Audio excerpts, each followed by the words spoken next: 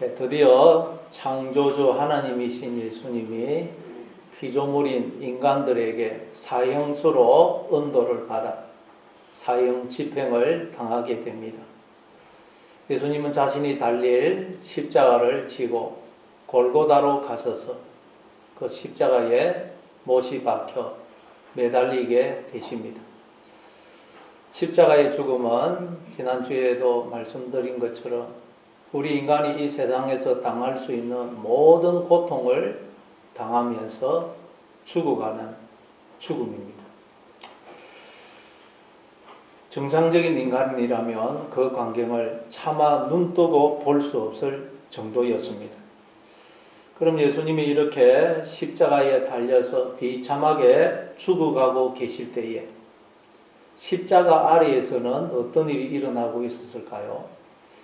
오늘 본문은 십자가 아래에서 어떤 일이 일어나고 있었는지를 우리에게 보여주고 있습니다. 그럼 한번 본문을 통해서 십자가 아래에서 어떤 일이 일어나고 있는지 한번 살펴보겠습니다.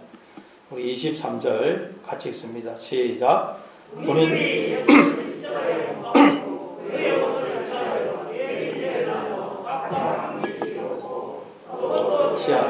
이 속옷은 뭐냐고 위에서부터 통으로 잡고 군인들이 예수님을 십자가에 못 박았다고 말씀합니다. 앞에서도 말씀드렸듯이 우리는 하나님의 군인으로 부름을 받았다고 했습니다. 하나님의 군인으로서 우리가 해야 될 일은 우리의 머리이신 하나님의 뜻을 따라 그대로 행하는 것입니다. 그럴 때 우리는 광야를 통과해서 가나안 땅, 즉 하나님의 세계 안으로 들어갈 수가 있습니다.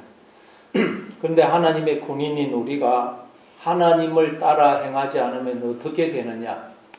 마귀의 군사가 되어 나의 머리이신 하나님을 죽이게 된다는 것입니다. 로마서 8장 6절에 보니까 육신의 생각은 사망이다 그러죠. 그러니까 우리가 머리 대신 하나님을 따라 바르게 생각을 하지 않으면 그건 내 안에 생명으로 들어오신 하나님을 죽이는 것이라는 말씀입니다. 그래서 자식이 나쁜 생각을 하고 나쁜 말을 하고 나쁜 길로 들었으면 그건 부모를 죽이는 것 아닙니까? 그걸 보는 부모의 마음은 무너집니다. 그런데 이제 군인들이 예수님을 십자가에 못 박고 나서 뭘 하고 있느냐? 오늘 본문에 보니까 그의 옷을 취하여 네 깃에 나눠 각각 한 깃이 걷고 속옷도 취하더라 그럽니다. 우리는 이 부분을 읽을 때 군인들이 예수님의 겉옷은 네 부분으로 똑같이 찢어서 나눠 가지고 예수님의 속옷은 제비를 뽑아 걸린 사람이 가져갔구나 그렇게 이해를 합니다. 근데 이 구절을 정확하게 번역하면 그의 옷들을 취하여 내 몫으로 나눠 각각 한 몫씩 얻고 그의 옷들을 취하여 내 몫으로 나눠 각각 한 몫씩 얻고 입니다. 이게 무슨 말이냐? 유대인들은 옷을 어떻게 입느냐? 우리는 옷을 입을 때 맨 먼저 이 속옷을 입죠. 팬티, 러닝. 그런데 유대인들은 이 팬티는 안 입습니다. 대제사장은 이 속바지를 입지만 평범한 사람들은 이 속옷은 안 입고 오늘 본문에 속옷이라고 되어 있는 키톤인데 이건 요즘 말하면 그냥 일상복이에요. 속옷이라기보다는 일상복, 정장입니다. 근데 위에는 소매로 되어 있고 밑에는 치마로 되어 있는 원피스, 통으로 짠 것입니다. 이것만 입고 보통 생활을 합니다. 그리고 이제 외출을 할 때는 거기다가 겉옷을 입고 천으로 허리띠를 두릅니다. 그리고 이제 머리에는 두근을 써죠. 그리고 신발을 신습니다. 그러니까 군인들이 예수님의 옷들을 내 몫으로 취해서 각각 한 몫씩 가졌다는 말은 이 속옷은 제일 좋은 거니까 놔두고 두건, 허리띠, 겉옷, 이 신발 4개를 이렇게 4개를 두고 내 군인들이 제비를 뽑아서 하나씩 가져갔단 말이에요. 그래서 마가복음 15장 24절에 보면 십자가에 못 박고 그 옷을 나눌세 누가 어느 것을 가질까 하여 제비를 뽑더라 그런 거. 그리고 이제 마지막으로 속옷이 남았어요. 속옷이. 이 속옷도 공평하게 하려면, 불만 없게 하려면 이걸 똑같이 4등분으로 잘라가지고 하나씩 가지면 됩니다. 그러나 속옷은 통으로 짠 것이기 때문에 이걸 4등분 해버리면 아무 가치가 없어집니다. 그래서 군인들이 어떻게 하느냐. 우리 한번 24절을 읽어보겠습니다.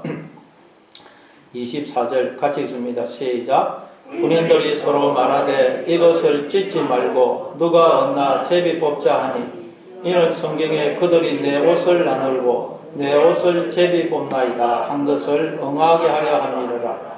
군인들이 이런 일을 하고, 그런데 이제 이 속옷, 키톤, 요즘 같은 정장이 이걸 두고 이제 말하기를 이것은 찢지 말고 제비를 뽑아서 뽑힌 사람이 이 옷을 가지도록 하자라고 해서 제비를 뽑습니다. 그렇게 해서 뽑힌 사람이 예수님의 속옷을 취하더라는 것입니다. 지금 예수님은 십자가에 달려 정상적인 인간이라면 차마 눈을 떠서 볼 수 없을 정도로 극도의 고통을 당하면서 비참하게 죽어가고 있습니다. 그런데 그 밑에서 군인들은 자기들이 못을 박음으로 죽어가고 있는 예수님에 대해서는 아무 관심이 없고 그저 예수님의 옷을 취하는 데에만 마음이 가 있더라는 것입니다. 이게 지금 예수님이 달리신 십자가 아래에서 일어나고 있는 일이라는 것입니다. 이게 우리의 모습이라는 거예요. 여러분, 옷이라는 것은 신분, 지위, 자리, 권세를 상징합니다. 그래서 군인 옷을 입으면 군인이 되어서 군인으로서의 자격과 권세가 주어지죠. 그리고 그 자리에서 쫓겨나는 걸 두고 우리는 옷을 벗었다 그렇게 말합니다. 근데 성경에 보면 우리는 그리스도로 옷을 입은 자들이라고 말씀합니다. 갈라디아서 3장 27절 우리 한번 같이 읽어보겠습니다. 갈라디아서 3장 27절 시작. 누구든지 그리스도와 합하기 위하여 세례를 받은 자는 그리스도로 옷 입었느니라. 정확하게 번역하면 누구든지 그리스도와 합하는 세례를 받은 자는 그리스도로 옷 입었느니라. 그리스도와 합하는 세례를 받은 자는 그리스도로 옷 입었다는 것입니다. 그런데 우리는 다 그리스도가, 즉 하나님이 나와 하나가 되어 주심으로 우리가 생명으로 하나님의 형상으로 존재하지 않습니까? 따라서 우리는 다 그리스도로 하나님으로 옷 입은 자들입니다. 모든 인간들은 그리스도로 하나님으로 옷을 입고 이 세상에 태어나는 것입니다. 그런데 하나님이 우리의 옷이 되어주기 위해서는 십자가에 못 박히는 고통과 벌거벗으시는 수치를 당하셔야 된다는 것입니다. 그렇게 하심으로 하나님이 우리의 옷이 되어주셔서 우리가 다 하나님으로 옷을 입어서 지금 이렇게 하나님의 그 생명과 복의 그 모든 것에 참여하고 있는 것입니다. 다시 말해 우리는 하나님이 벌거벗은 채 십자가에 달리심으로 우리의 옷이 되어주신 그 골고다에서 그리스도로 옷을 입은 자가 되어 지금 이렇게 하나님의 생명과 복을 누리며 살고 있다는 것입니다. 그런데 인간들 중에 이걸 아는 자가 아무도 없더라는 것입니다. 그래서 하나님께는 아무 관심이 없고 그 하나님께 전혀 고마워하지도 감사하지도 않더라는 것입니다. 자기들이 못을 박음으로 고통 중에 죽어가고 있는 예수님께는 아무 관심이 없고 그저 옷에만 관심을 두고 누가 저 속옷을 차지할 것인가? 내가 제비에 당첨되어 저 속옷을 차지해야 될 텐데 그러고 있는 군인들처럼 우리가 지금 다 그러고 있다는 것입니다. 아마 제비를 뽑아서 제비에 걸린 사람은 와 그러면서 환호성을 지를 것이고 나머지 사람들은 그 사람을 보면서 부러워하거나 아니면 나는 왜 이리 재수가 없냐? 내 인생은 왜 이렇게 복이 없냐? 그러면서 실망했을 것입니다. 십자가 밑에서 지금 예수님이 죽어가고 있는 십자가 밑에서 군인들이 지금 이러고 있는 것입니다. 우리가 지금 그러고 있다는 거예요. 우리가. 어떻게 하면 세상의 옷을 좀 더 취해서 입을 수 있을까? 어떻게 하면 돈의 옷, 권력의 옷, 지위의 옷, 성공의 옷, 인기와 명예의 옷을 입을 수 있을까? 거기에만 우리가 지금 관심이 있지 않습니까? 그래서 좀 더 멋있는 세상의 옷을 입게 되면 막 좋아하고, 그렇지 않으면 낙심하고 우울해하고 있지 않습니까? 이 군인들의 모습이 바로 우리의 모습인 것입니다. 그러나 여러분, 우리에게는 다 옷이 주어져 있습니다. 우리는 다 하나님으로 옷을 입은 하나님의 자녀로 이 세상에 태어나는 것입니다. 하나님은 우리 모두에게 각자의 옷을 입혀주셨습니다. 우리 모두에게 각자의 분기, 기업을 주셔서 이 세상에 보내신 것입니다. 사도행전 17장 26절부터 28절입니다. 인류의 모든 족속을 한 혈통으로 만드사 온 땅에 살게 하시고 그들의 연대를 정하시며 거주의 경계를 한정하셨으니 이는 사람으로 혹 하나님을 더듬어 찾아 발견하게 하려 하심이로되 그는 우리 각 사람에게서 멀리 계시지 아니하도다. 우리가 그를 힘입어 살며 기동하며 존재하느니라. 여기서 연대를 정하시며 거주의 경계를 한정하셨다는 말은 하나님께서 우리 각자에게 각자의 기업, 분깃을 주셔서 우리를 이 세상에 보내어 인생을 살게 하셨다는 거예요. 다 옷을 입혀서 다 하나님의 자녀라는 신분, 기업, 분깃을 주셔서 우리로 인생을 살게 하셨다는 말이에요. 누가복음 15장에도 보면 아버지가 아들들에게 각각 살림을 나누어주죠. 다 살림을 나누어주어서 우리를 이 세상에 보내셨다는 것입니다.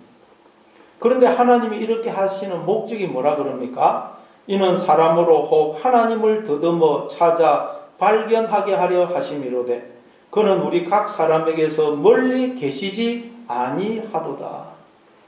하나님을 찾고 발견하고 만나라고 그렇게 하셨다는 것입니다.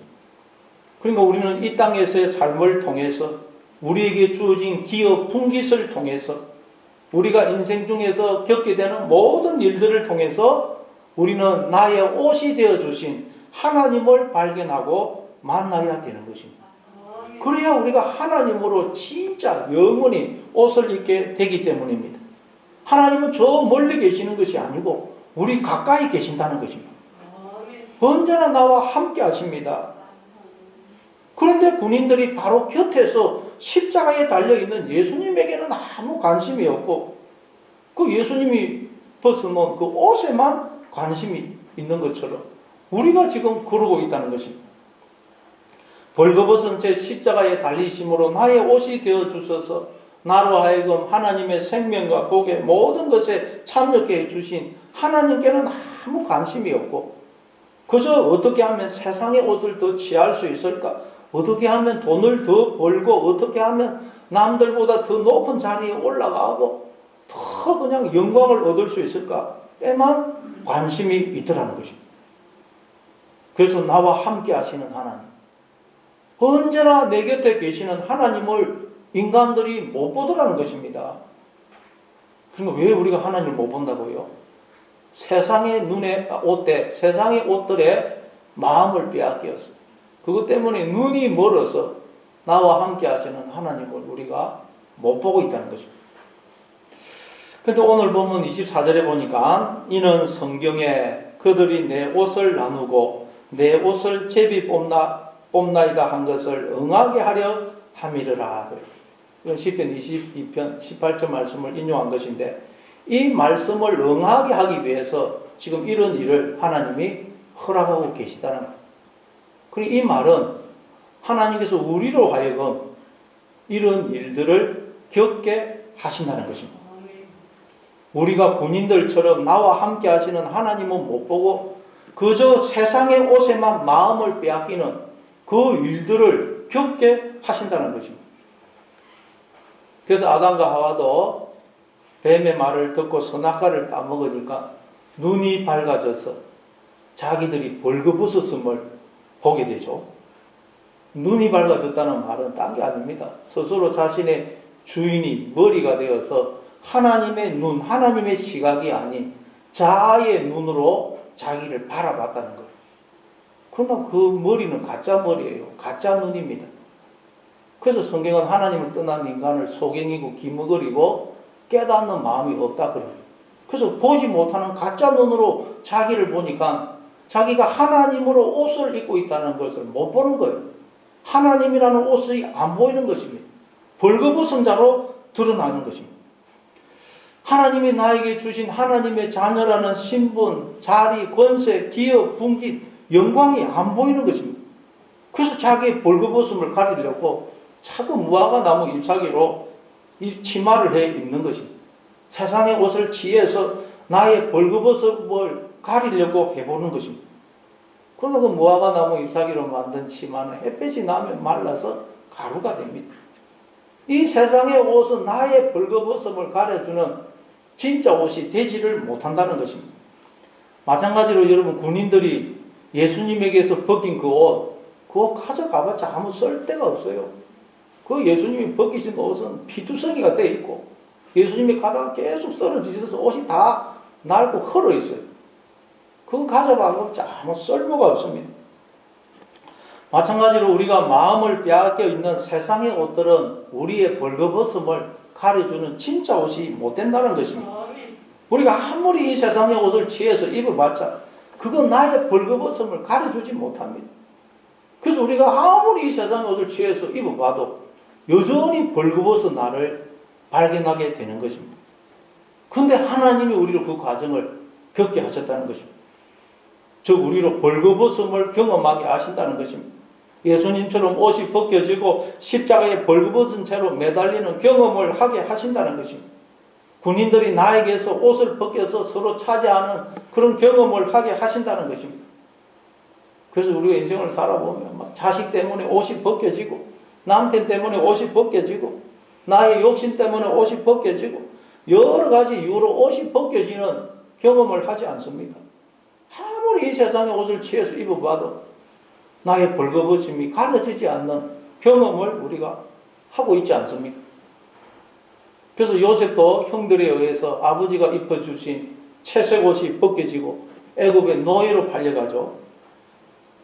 요셉은 애굽에서 노예로 벌거벗은 자로 지냅니다. 노예에는 아무 옷이 없어요. 노예에게는 아무 신분이 없어요. 그러니까 요셉은 애굽에서 벌거벗은 자로 지내는 것입니다.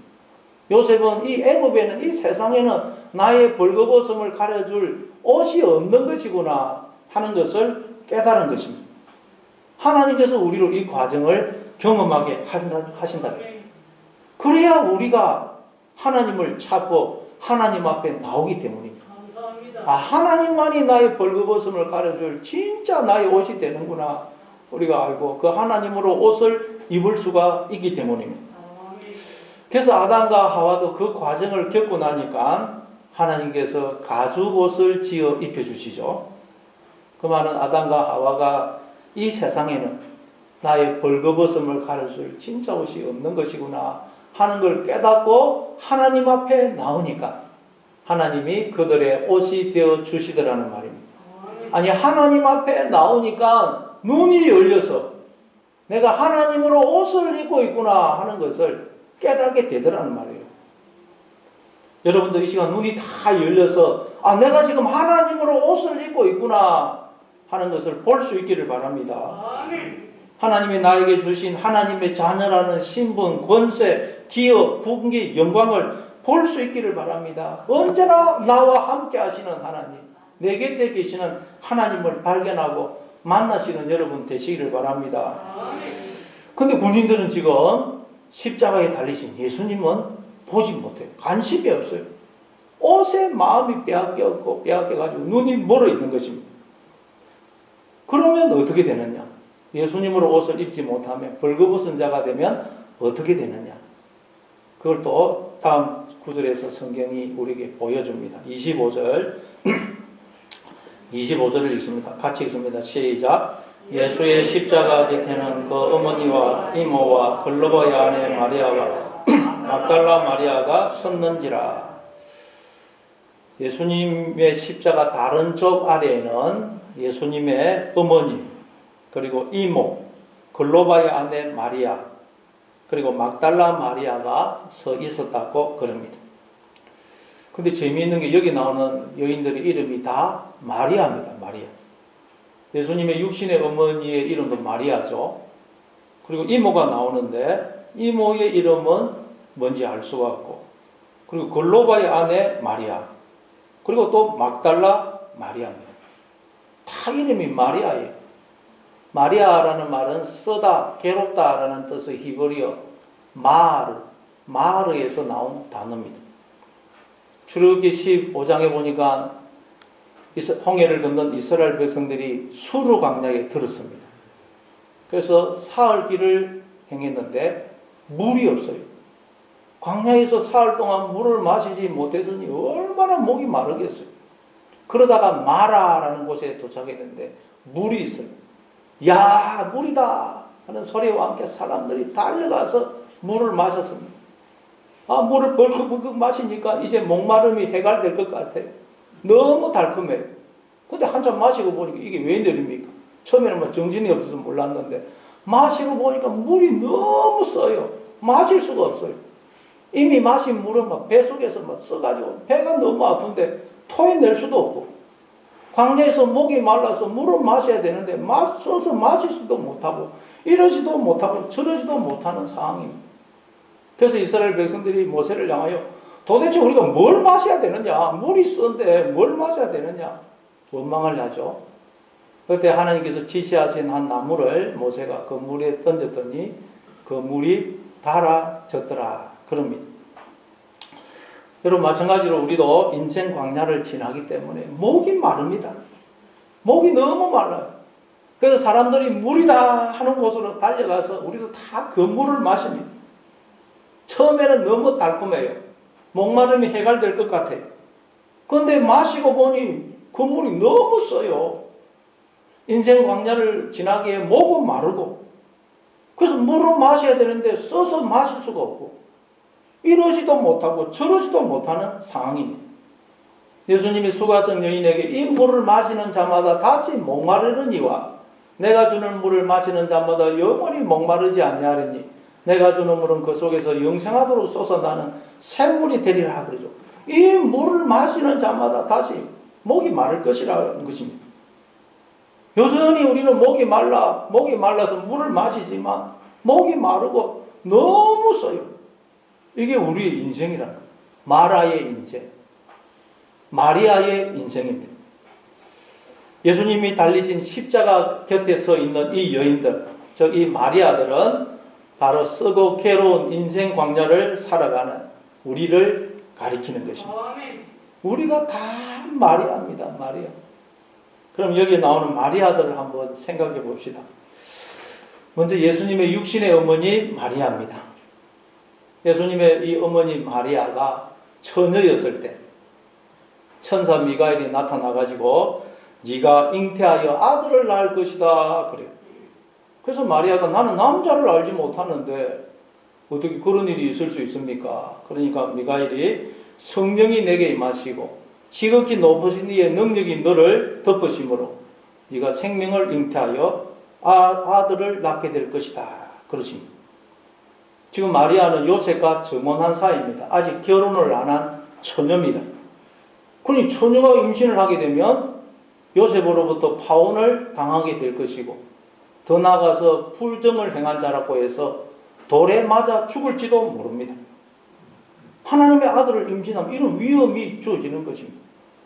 그런데도 그래서 누가복음 2장 35절에 보면 예수님이 이 아들을 잉태하게 되면 앞으로 어떤 인생을 살게 될 것이냐에 대해서 이렇게 말씀해요. 누가복음 2장 35절에 보니까 또 칼이 내 마음을 찌르듯 하리니 이는 여러 사람의 마음의 생각을 드러내려 함이니라 하더라. 마리아가 하나님의 아들을 잉태하고 낳게 되면 앞으로 어떤 인생을 살게 되느냐, 편안하고 꽃길만 걷는 인생을 사는 것이 아니고 칼이 마음을 찌르는 듯한 괴롭고 고통스러운 인생을 살게 될 것이라고요. 그런데도 마리아는 그 모든 걸 감수하고서 주의 계집종이오니 주의 말씀대로 내게 이루어지이다 그렇게 대답을 합니다. 아니나 다를까 마리아가 예수님을 잉태하자마자 하나님의 말씀처럼 썩이선 인생이 시작이 됩니다. 처녀의 몸으로 임신을 했으니 자랑스러운 게 아니고 어디 자랑을 못해요. 처녀의 몸으로 임신을 했으니. 누가 혹시 알까봐 늘 마음을 졸여야 했습니다. 그니 얼마나 두렵고 늘 그냥 마음을 졸였겠습니까? 남편 요셉에게도 얼마나 미안했겠어요. 결혼도 하기 전에 임신을 했으니. 그리고 아이를 낳는데 뭐 방도 아니고 짐승이 사는 마구간에서 아들을 낳아야 했습니다. 또 헤롯 왕이 동방 박사들의 말을 듣고는 베들레헴에서 그 남자아이들을 다 죽이는 바람에 한밤중에 일어나서 저 애굽에까지 피신을 가야 했습니다. 바로 하나님의 아들이신 예수님을 임신해서 낳았기 때문입니다. 12살 때는 함께 예루살렘 성전에 갔다가 사흘 길을 돌아왔는데 보니까 아들이 없어요. 예수님이 없어요. 그래서 놀래가지고 다시 예루살렘 성전에 가보니까 예수님이 그 선생님들하고 뭐 토론을 하고 있어요. 그래서 아이야 어찌하여 우리에게 이렇게 하였느냐. 네 아버지와 내가 얼마나 근심하며 너를 찾았는지 아느냐. 그러니까 내가 내 아버지 집에 있어야 될 줄을 알지 못하셨나이까. 그래. 그러다가 30살이 되니까 메시아 사역을 행한다고 하면서 집을 나가버려요. 그리고 이제 아들에 관한 소문이 들려오는데 좋은 소문도 있지만 큰일 났다. 당신의 아들이 귀신 들렸다. 바알세불에 들렸다. 그런 소문이 들려요. 그래서 동생들을 데리고 예수님을 찾으러 갔더니 예수님이 누가 내 어머니이며 내 동생들이냐? 누구든지 하늘에 계신 내 아버지의 뜻대로 하는 자가 내 형제요 자매요 어머니니라 그랬어요. 마리아가 인간적으로 얼마나 그냥 섭섭했겠습니까? 뿐만 아니라 종교 지도자들이 예수님을 미워해서 죽이려고 한다는 소문이 들려요.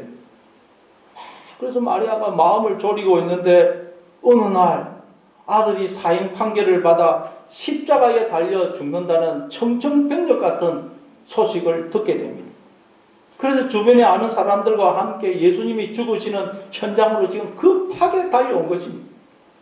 달려와 보니 정말로 내 아들이 그것도 33살에 너무도 젊고 싱싱한 눈에 넣어도 아프지 않을 아들이 벌거벗은 채 십자가에 매달려 있는 것입니다. 상상을 초월하는 고통 속에서 죽어가고 있어요. 보니 요한을 제외한 모든 제자들은 도망을 가서 아무도 없고 그렇게 예수님을 한호하던 무리들이 돌변해서 예수님을 향해 야유와 조롱을 퍼붓고 있어요. 아무 잘못도 없는 내 아들이 억울하게 사형수가 되어서 온 세상의 배신과 버림과 미움과 조롱과 저주 속에 죽어가고 있어요.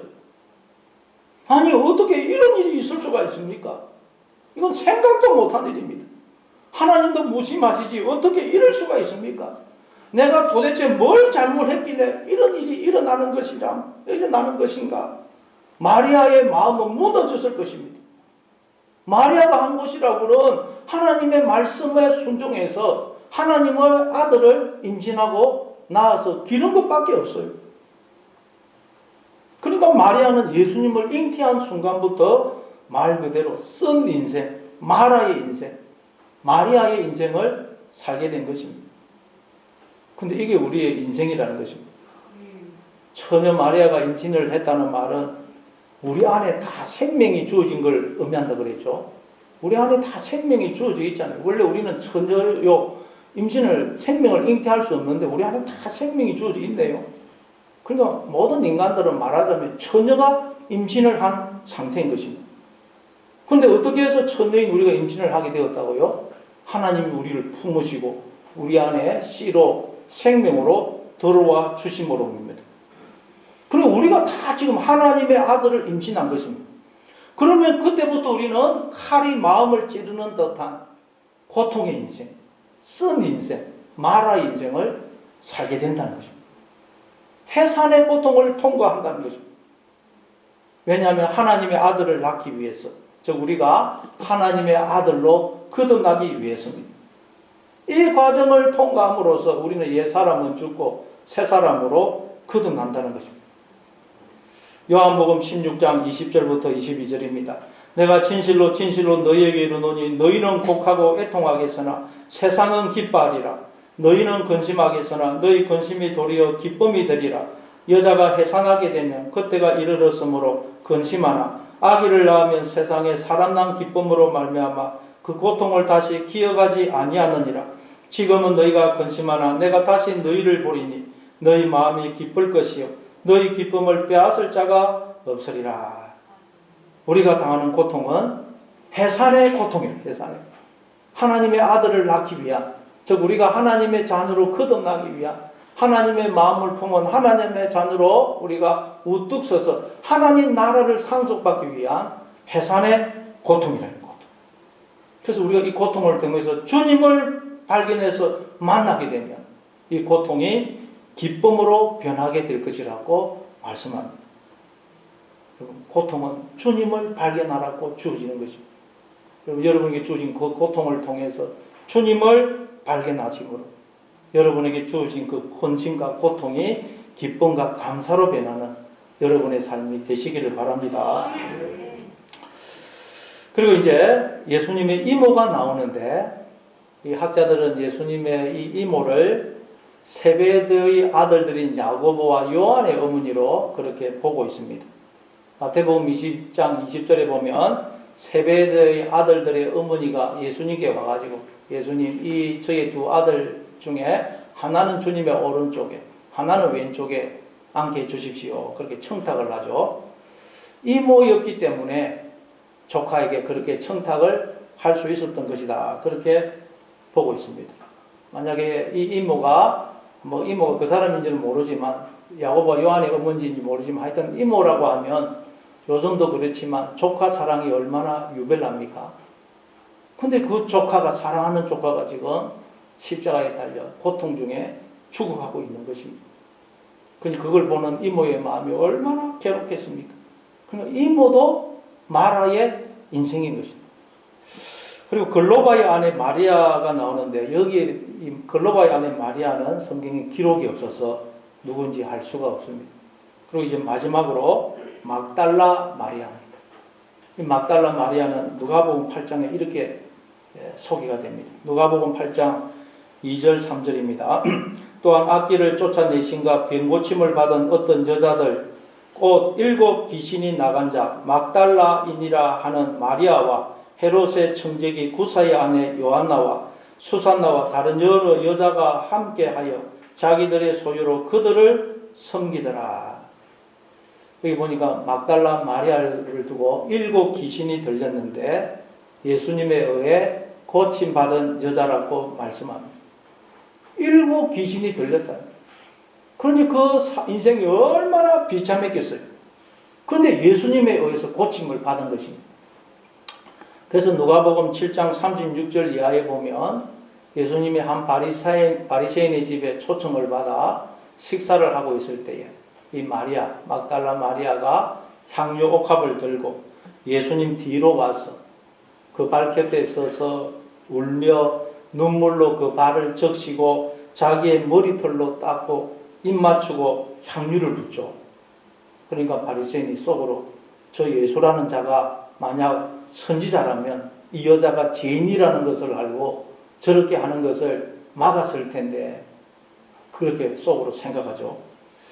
그러니까 동네 사람들이 이 막달라 마리아를 두고 저 여자 죄를 지어서 7 귀신에 들렸다 라고 낙인을 찍은 것입니다. 요즘 말로 말하면 사람들이 프레임을 씌운 것입니다. 저 여자 저 죄를 지어서 7 귀신에 들렸다. 그런데 예수님에 의해서 고침을 받은 것입니다. 그래서 너무 감사해서 향유 옥합을 가지고 와서 예수님께 부은 것입니다. 그리고 이제 그 뒤로 여러 여자들과 함께 예수님을 후원했다고 그럽니다. 예수님이 소망이었고 삶의 의미였습니다. 예수님은 따라다녔어요. 그런데 그 예수님이 십자가에 달려 비참하게 무력하게 죽어가고 있는 것입니다. 그러니 막달라 마리아도 이제 삶의 모든 소망이 희망이 무너지는 하늘이 무너지는 것입니다. 인생을 살아야 할 이유가 사라지는 것입니다. 그런데 우리가 다 막달라 마리아라는 게 막달라 마리아. 그래서 우리가 인생을 살아보니, 야, 7 귀신에 들려서 인생을 내가 살아가는 것이구나 하는 걸 깨닫지 않습니까? 귀신에 들렸다는 말은 다른 게 아니고 우리가 하나님이 부어주시는 그 영으로 말씀으로 우리가 바른 생각을 못하고 잘못된 생각, 육신의 생각을 하는 걸 두고 귀신 들렸다 그러는 것입니다. 우리가 쓸데없이 걱정하고 두려워하고 절망하고 낙심하고 염려하고 후회하고 허무와 우울증에 빠지고 불평, 목마, 미움에 사로잡혀 살아갈 때가 얼마나 많습니까? 우리가 7 귀신에 들린 막달라 마리아는. 그런데 하나님이 이런 일을 우리로 겪게 하신다는 거예요. 아무리 세상의 옷을 취해서 나의 벌거벗음을 가리려고 해도 여전히 벌거벗은 자로 드러나는 경험을 하게 하신다는 거예요.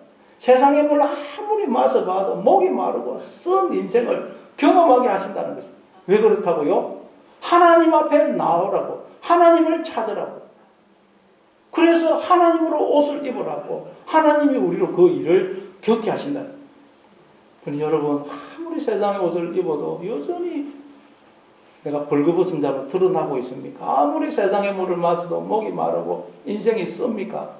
하나님이 나로 하여금 하나님 앞에 나오라고, 하나님을 바라보라고, 하나님을 발견하라고 그렇게 하시는구나 하는 걸 알고 하나님 앞에 나오심으로 눈이 열려서 내가 하나님으로 옷을 입고 있고 하나님이 나에게 기업을 풍깃을 주셨고 하나님 나라를 상속해 주셨다는 것을 발견하시는 여러분 되시기를 바랍니다. 그래서 이 하나님을 발견하고 이 하나님과 함께 삶을 살아감으로 썸물이 단물로 변하고 마라의 인생이 기쁨의 인생으로 변하는 여러분 다 되시기를 바랍니다. 아버지 하나님,